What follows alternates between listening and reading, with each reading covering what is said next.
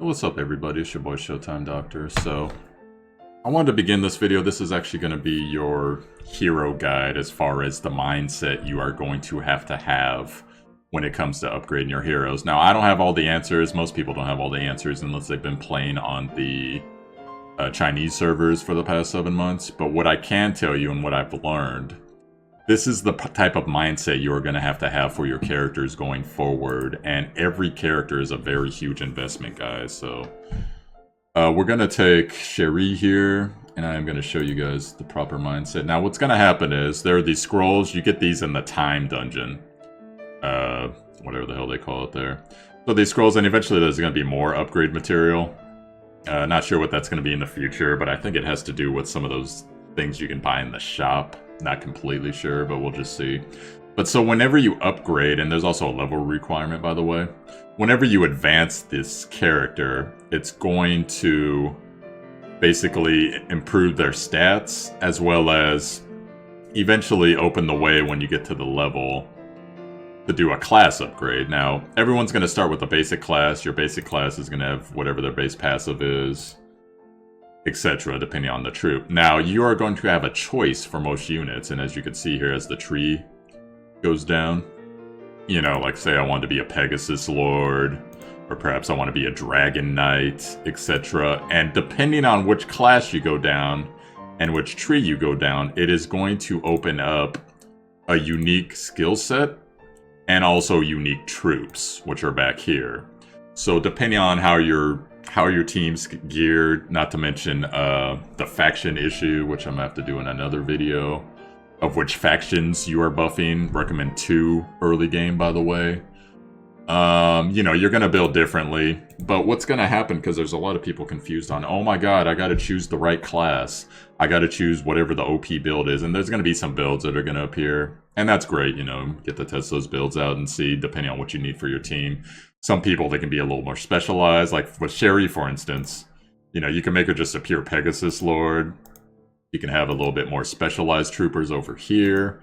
Or, if you want, you can make her a ground unit, which is interesting, because then she becomes a critter. She takes less damage, but she doesn't have that flying thing that she normally has. But what is going to happen, though, like this makes her more like an assassin, which is actually kind of crazy.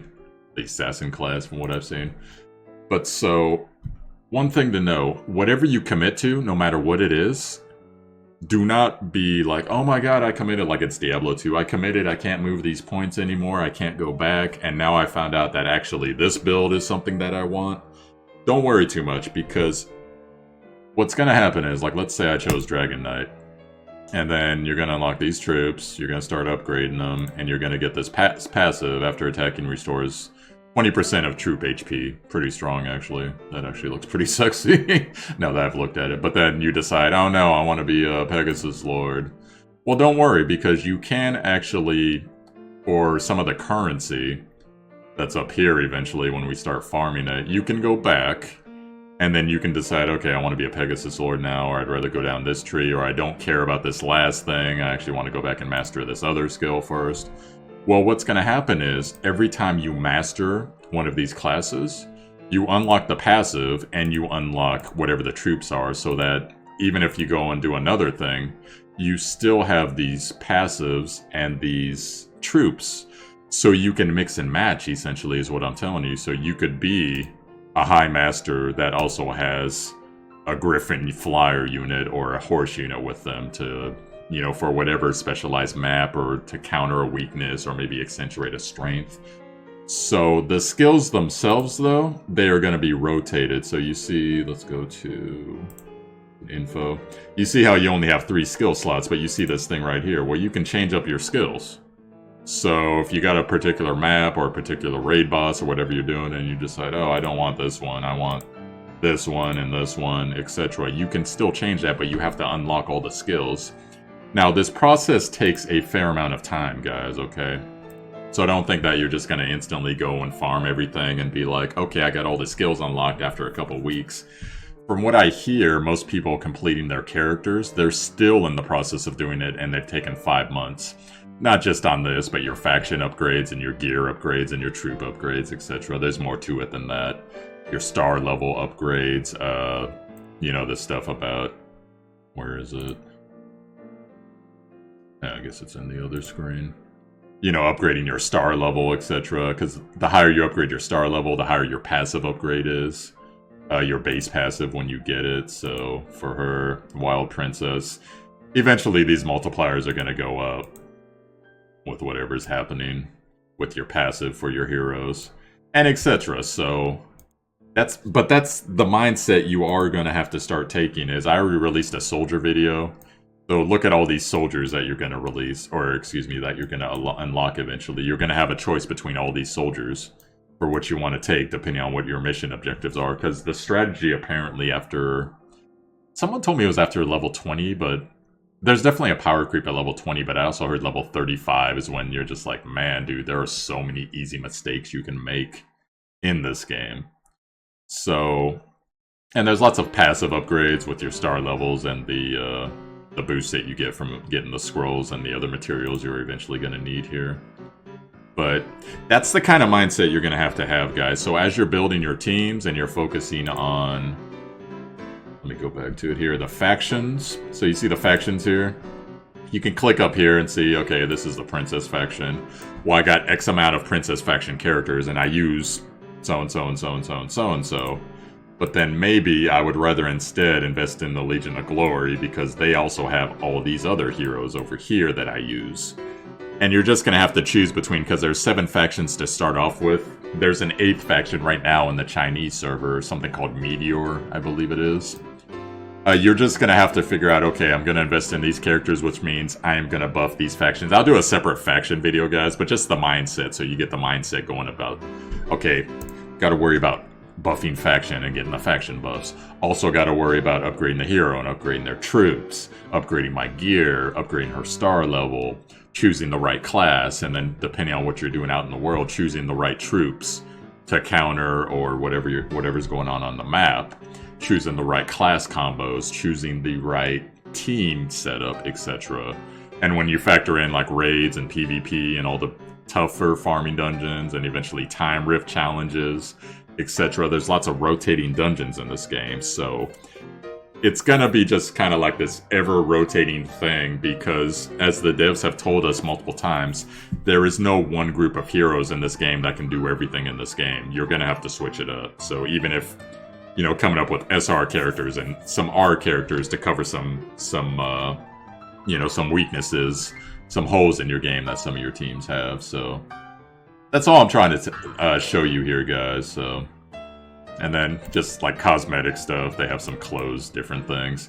Some of them you have to buy, some of them you actually get, depending on, see, like in the event, apparently, this one's going to be available. So, that's a pretty badass skin. But anyways, guys, that's just the mindset you're just going to have. Now, as I go along and I get more familiar with these characters, I'm going to be releasing different builds that I see and different builds that I myself have and experiment, so you guys can. And definitely, as the game goes along too, share your own builds and, you know, some OP things that you found that are pretty good. And if you want to know more about the soldier stuff, just make sure you come to my soldier.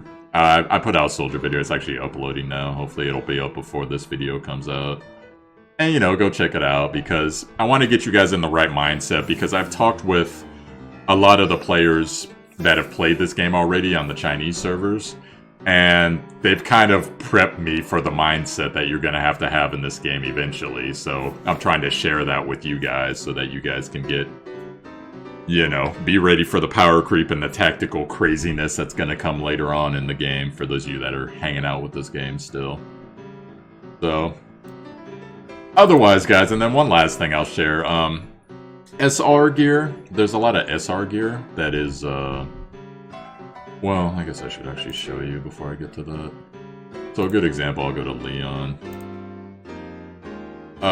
Easy top tier gear to get right now, this is what it looks like. It's SR gear, so you'll see a kind of 2-star, and it'll have a gold plate over it. So this is the gear that you're going to want to, you know, forge up.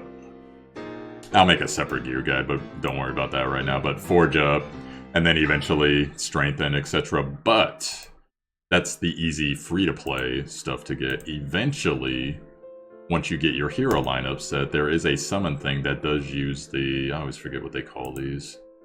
Whatever the hell they call those. But Trinity vouchers, that's what it is.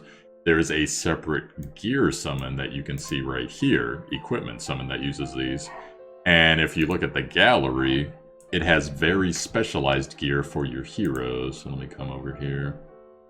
Baldur's White Robe. And not everything is named after the characters, but you can see, you know, some of this gear. This is just the base stats that it starts off with.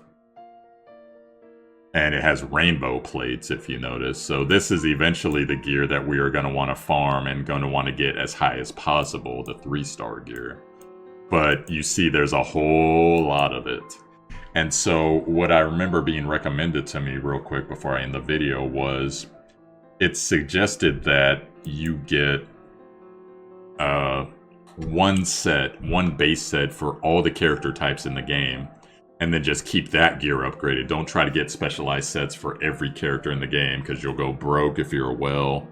And if you're not a whale, you'll go crazy trying to farm all this stuff up. So I don't know if in the future, which I hope it will be, that it will be available as, say, some achievement rewards or some type of quest rewards, etc. Hopefully it will be. We can get some rainbow gear that way. But for now, this is the way that I see your of getting that gear. And that's just the way it is right now. So, just the mindset, guys. The mind games. Mind games. gotta get you guys prepped for this. So, I'll be releasing more content. I still gotta do 2 videos, but I also have to eat dinner. Oh, first world problems. All right, guys. So, if you're new to my channel, yo, I'm Showtime Doctor, Showtimedr. You found my YouTube. Please hit like and subscribe if you enjoyed the content. Also, there's a link, check the title info, there's 2 links to my Twitch and my Discord. Discord, we got a good community going for this, pretty fun. Ask your questions, show off, have a good time. And then, you know, Twitch, I'm going to stream this game later on tonight. Streaming this, I stream Epic 7, I stream all types of games, so...